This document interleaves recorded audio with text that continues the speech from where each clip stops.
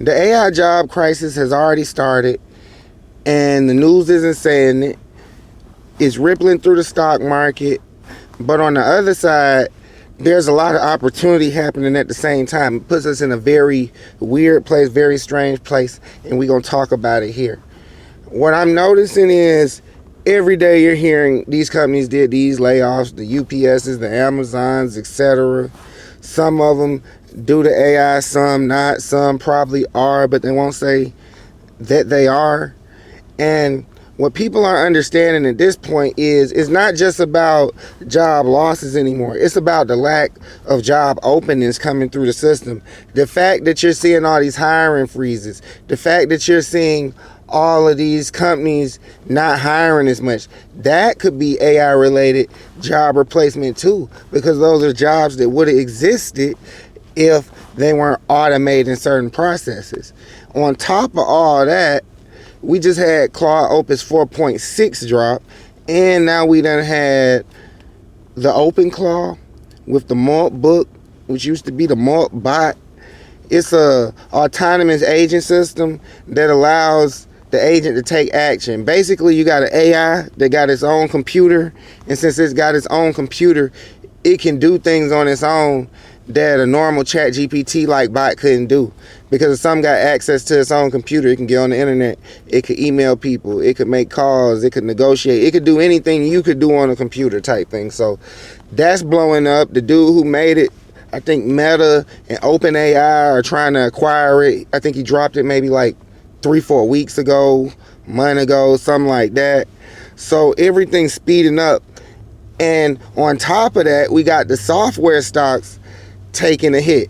Some might be deserved, some probably aren't deserved. Like in my case, we like Palantir. Palantir at a high of 200. They got it down at like 130. That's down from the highs, but I mean it's still up significantly, you know, from the price it started at 10.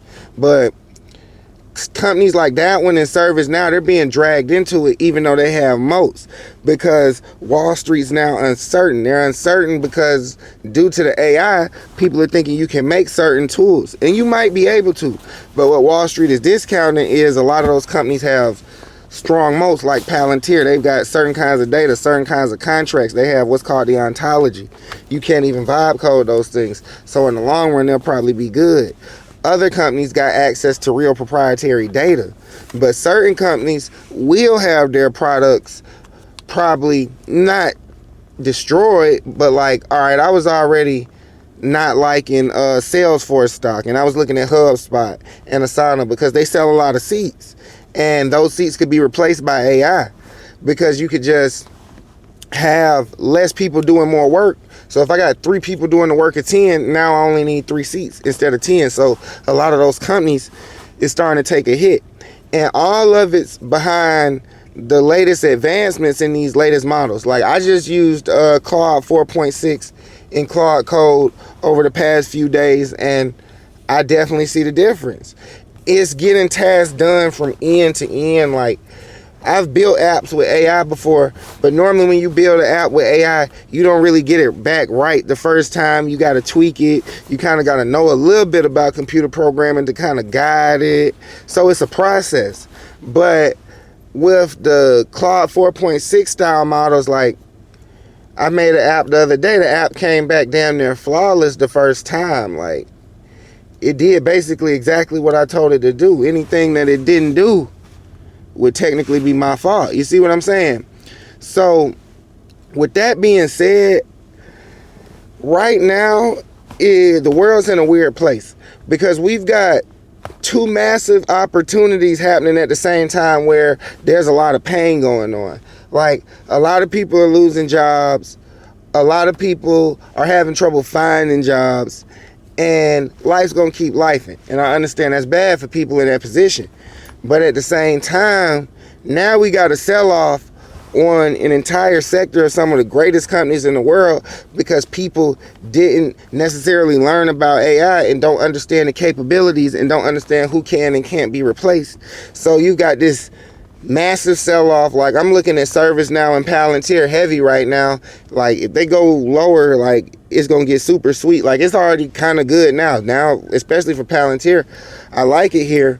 But you've got that opportunity, and you've also got the opportunity with the LLMs, and a lot of people aren't taking advantage of it.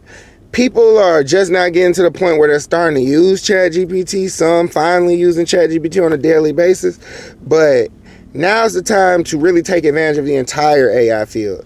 Like, start playing with the Claude codes of the world, man. Start playing with Replit, you know what I'm saying? I like Cursor too. Like, start using those. Google just launched an engine where you could make worlds. They probably gonna expand that to the point where people gonna be able to make full video games soon. On top of that, AI is great at stocks, and I'm gonna show y'all more of that. I showed y'all some of my agents. I've showed y'all my agents calling trades correctly. Like, they're the ones who told me to short Salesforce and HubSpot and Asana months ago. So the agents are good at that too. The AI is good at that too. So you've got two different worlds. You got a world where people who really take advantage of the AI are going to start getting a lot of benefits, and people who are still trying to just do it the old way, like, it's going to get a lot harder, because you're just not going to have as many options. Like, I was watching my favorite hater, and he's over there spiraling out of control.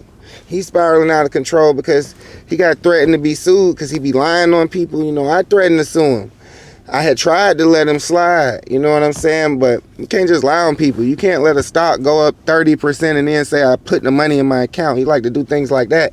But right now, he's trying to monetize. And it's nothing wrong with that, but they're still trying to monetize in the old way. They're not understanding that there's new ways to monetize. I would tell anybody, learn AI, because even as a creator, now we all have new ways to monetize. You can make an AI avatar. You can have an AI avatar do your videos now. You can make products and services for your clients instead of just trying to sell them a course, instead of just trying to sell them a subscription to nothing. Like, you can actually provide products of value now, and anyone who's been learning has been working towards that. Like, in this era, it's all about building, shipping, investing, man. Like, I would tell everybody, like, if you're not involved with the AI stocks yet, get involved in them. I know it's like going down right now, but this is where the money is made. Like, I started buying Palantir in 2022. We didn't start buying Palantir once it went up. So it's like, you got to ride through these types of things to get the money. But also, I would advise people to really focus on these tools and apply it to your life. Like, are you a creative? Are you a business person? Are you in marketing? Do you like sales? Like, whatever part of the old economy that you enjoyed or you were passionate about it, that you liked, see how you can use AI to amplify that. And that's what I would tell people is my best advice right now, because the world's putting you in a position where you need assets, you need leverage right now. It's not about anything but assets, leverage, and skills. Like, do you have stocks? Do you have real estate? Do you have businesses?